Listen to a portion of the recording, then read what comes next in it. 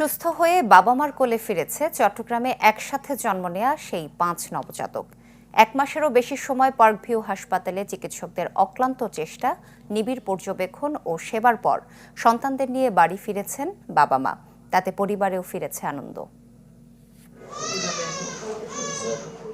একটি সন্তানের জন্য দীর্ঘ 10 বছরের অপেক্ষার অবসান।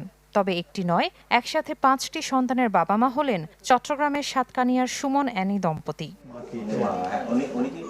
গেল 8 ডিসেম্বর নগরীর পিপলস হাসপাতালে 5 সন্তানের জন্ম দেন অ্যানি আক্তার। এদের মধ্যে 3 জন মেয়ে ও 2 জন ছেলে। জন্মের পর শারীরিক অবস্থা সংকটাপন্ন থাকায় তাদের রাখা হয় পার্কভিউ হাসপাতালের এনআইসিইউতে। চিকিৎসকদের অক্লান্ত চেষ্টায় এখন অনেকটাই সুস্থ তারা। এর মধ্যে এক ছেলের নাম রাখা হয়েছে শরীফ ওসমান হাদি এবং আরেকজনের নাম আবরার ফাহাদ। আমার মেজর ছেলেটার নাম রাখছি যে শরীফ ওসমান হাদি, এটা ছেলেটার নাম রাখছি যে আবরার ফাহাদ। ও ভারতের আধিপত্যের বিরুদ্ধে কথা বলছে, এই কারণে ওনাকে শহীদ করা হয়েছে। এই জন্য আমি আমার ছেলেকে ওসমান হাদির মতো যদি বাঁচিয়ে রাখে, আল্লাহ যদি হায়াত দেয়, তাহলে আমি ওসমান হাদির মতোই গড়ে তুলতে চাই।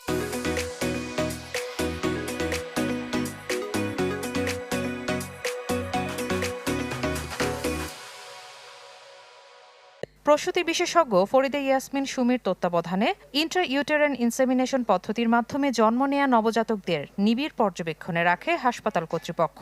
সেখান থেকে 37 দিন পর বাবা মার কোলে ফিরেছে তারা।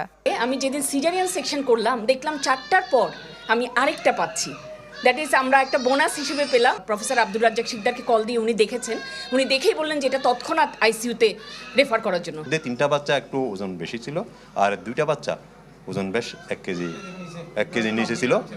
পার্কভিউ হাসপাতালের কনসালটেন্ট, তারপরে নার্স আর এখানকার ডাক্তাররা সবাই মিলে আজকে 1 মাস দীর্ঘ 7 দিন পরে বাচ্চাগুলোকে ওরা মায়ের কোলে দিতে পারছে। ভবিষ্যতেও এই 5 শিশুর চিকিৎসায় সব ধরনের সহায়তা দেওয়া হবে বলে জানায় পার্কভিউ হাসপাতাল কর্তৃপক্ষ।